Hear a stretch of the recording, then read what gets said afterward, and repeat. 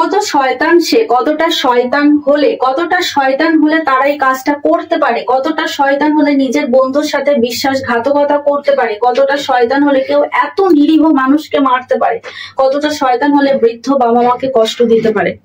Friends, আজকের সেশনে আমরা এই ধরনের সেন্টেন্স নিয়ে আলোচনা করব যেখানে কতটা শয়তান হলে এই ফ্রেজটা কমন আছে, এবং এই ফ্রেজটা দিয়ে সাজেস্ট করা হয়েছিল বা রিকোয়েস্ট করা হয়েছিল যেন ভিডিও বানানো হয়। দেখুন, এবং বর্তমান পরিস্থিতি যা চলছে এই ধরনের সেন্টেন্স নিয়ে আলোচনা করা খুবই প্রাসঙ্গিক। প্রথমে কি আছে, কতটা শয়তান সে, কতটা শয়তান সে। দেখুন, প্রত্যেকটা সেন্টেন্সের শেষে এক্সক্লেমেশন মার্ক আছে, ওগুলো অর্থাৎ এগুলো সবই এক্সক্লেমেটরি সেন্টেন্স। তাহলে কতটা শয়তান সে এই ধরনের সেন্টেন্স যখন থাকবে সেটাকে বলে নি হোয়াট দিয়ে শুরু করবেন। হোয়াট এর পরে আর্টিকেল আসবে। শয়তান এর জন্য আমরা ডেভিল লিখবো, অথবা ইভিলও কিন্তু আমরা লিখতে পারি। সে হি ইজ হি কিন্তু হবে না, হি ইজ হবে। What are devil, he is. কতটা শয়তান হলে, এটা কিন্তু আমরা আর হোয়াট দিয়ে শুরু করব না, হাউ দিয়ে শুরু করব। হাউ ডেভিলিশ, ক্যান লিখতে হবে অথবা মাস্ট লিখতে হবে। এরপরে সামওয়ান বি। এবার দেখুন, হাউ এর আগে আমরা জাস্ট লিখতে পারি, জাস্ট হাউ এটাও বলতে পারি। ওকে, তাহলে how devilish can someone be, how devilish must someone be. এবং ক্যান এবং মাস্ট কখন ব্যবহার করব সেটাও কিন্তু আমি বলছি। তাহলে ফ্রেজটা পেয়ে গেলাম, এবার সেন্টেন্স গুলো শুরু করি। তাহলে কতটা শয়তান হলে তারা এই কাজটা করতে পারে। How devilish can. এবার দেখুন, সামওয়ান কিন্তু লিখবো না, এখানে কি লিখবো, তারা আছে, তাহলে দে লিখবো। দে বি, অর্থাৎ তারা হলে, কতটা শয়তান হলে, তারা কতটা শয়তান হলে। বি এর পরে এই ধরনের সেন্টেন্স যখন আসবে এর পরে টু ইনফিনিটিভ লিখতে হবে। তারপরে ভার্ব আসবে বেস ফর্ম, কি করতে পারে, তাহলে কি হবে ডু। বেস ফর্ম কি হবে ডু।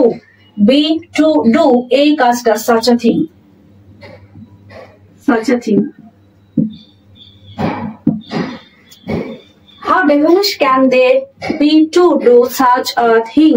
এখানে ক্যান কখন লিখবো, যখন বিস্ময়কর কিছু বোঝাবে, যে আমি বিশ্বাস করতে পারছি না এরকম হয়েছে। এবং মাস্ট কখন লিখবো, যখন ঘৃণা বোঝাবে, আবার কখনো মূল্যায়ন করা বোঝাবে, যে কাজটা করেছে সেটা কিরকম করেছে, সেক্ষেত্রে আমরা মাস্ট লিখবো। এখানে আমরা কিন্তু মাস্টও লিখতে পারি, এমন নয় যে লিখতে পারবো না। Okay, how devilish can they be to do such a thing.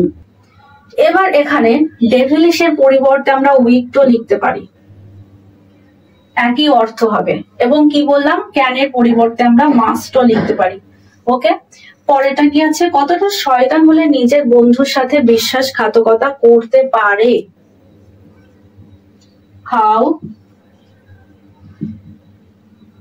How devilish can someone, বা ওয়ান আমরা লিখবো, সামওয়ান বি। বাইরে খুবই আওয়াজ হচ্ছে, কনস্ট্রাকশনের কাজ চলছে, সেই কারণে সরি সবারই কাছে। How devilish can someone be to, কি বিশ্বাসঘাতকতা করতে পারে। বিশ্বাসঘাতকতার ইংরেজি কি, বিট্রে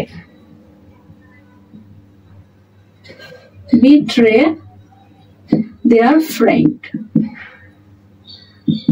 ওকে, এখানে নিজের আছে, সেক্ষেত্রে আমরা দেয়ার ওন ফ্রেন্ড বলবো, their own friend.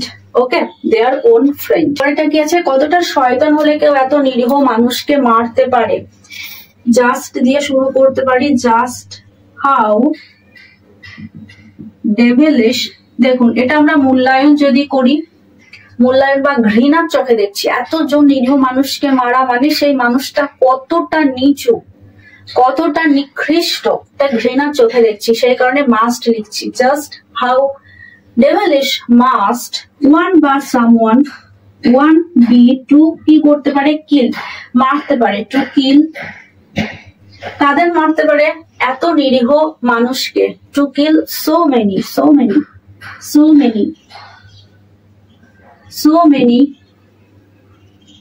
innocent people.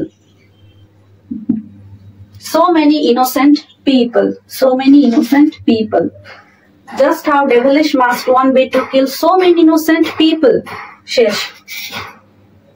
কতটা শয়তান হলে বৃদ্ধ বাবা মাকে কষ্ট দিতে পারে। how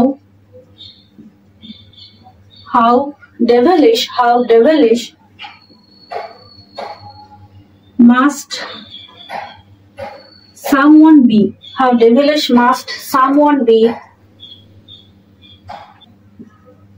to hurt, কষ্ট দেওয়া, হার্ট করা, কষ্ট দেওয়া মানে কি হার্ট করা, টু হার্ট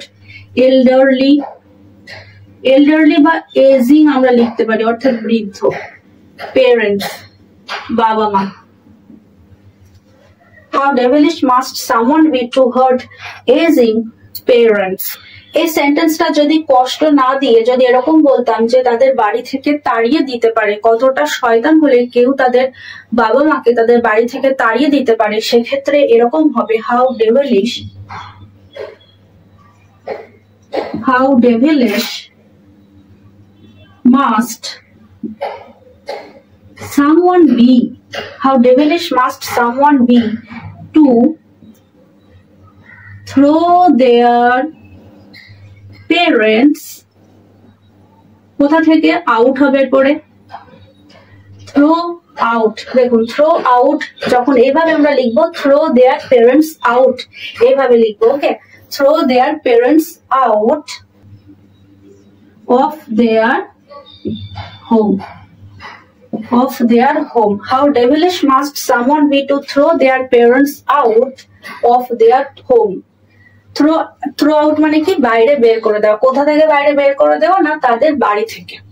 তাহলে বোঝা গেল কতটা শয়তান হলে এই ফ্রেজটা দিয়ে ইংলিশে কি করে আমরা সেন্টেন্স বানাবো।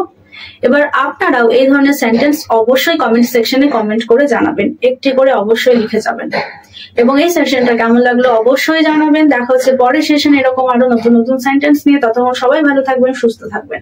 Thank you.